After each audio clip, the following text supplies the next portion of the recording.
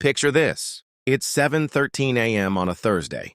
I'm standing in my robe, coffee in one hand, leaf blower in the other, staring at Karen Delaney, HOA vice president, part-time yoga instructor, and full-time menace who is sprinting across my lawn in fuzzy slippers, clutching a manila folder like it contains the launch codes for a nuclear strike.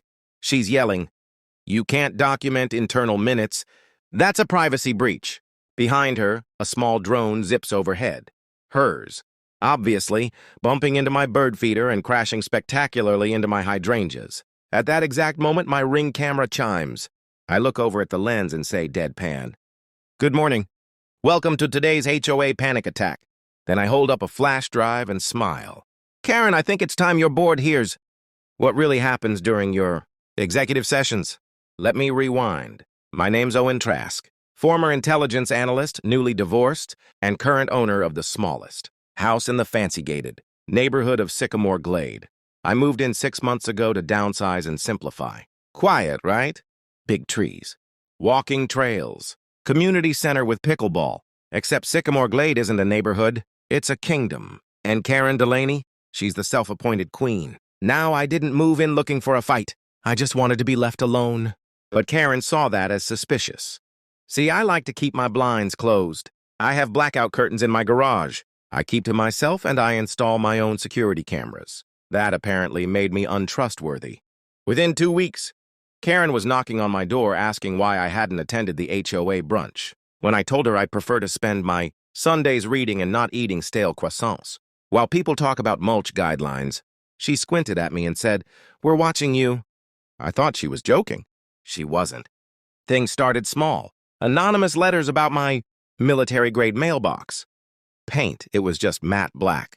Warnings about my garbage cans being audibly disruptive when placed out before 7 p.m.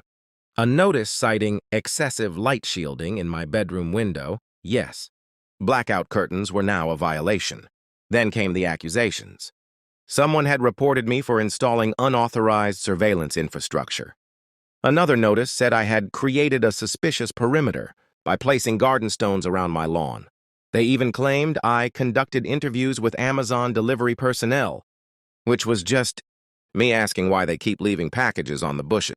By the 3rd month, I realized something wasn't right. The HOA board wasn't just annoying. They were hiding something. The first clue? A receipt Karen accidentally left inside the HOA newsletter envelope.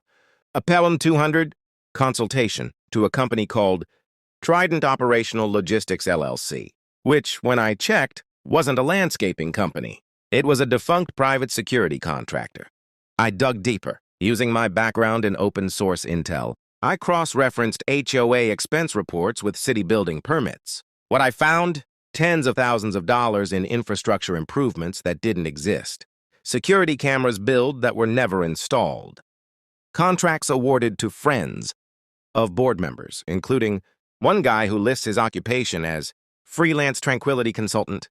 And then there were the recordings. HOA board meetings are supposed to be public and documented, except Karen and her cronies had been holding executive sessions in private homes without minutes. Luckily, my side hobby is directional audio capture. I built a high-gain mic disguised as a lawn flamingo and started picking up their conversations. Let's just say the HOA wasn't just managing community lawns, they were managing kickbacks. Karen had been greenlighting unnecessary tree removals in exchange for cash-stuffed envelopes. One board member was billing the HOA for ghost pest inspections. Another was funneling HOA funds to cover their personal gym, membership under community wellness. I documented everything.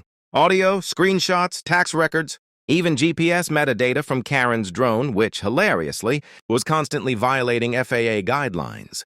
But I wasn't ready to go public until they crossed the line.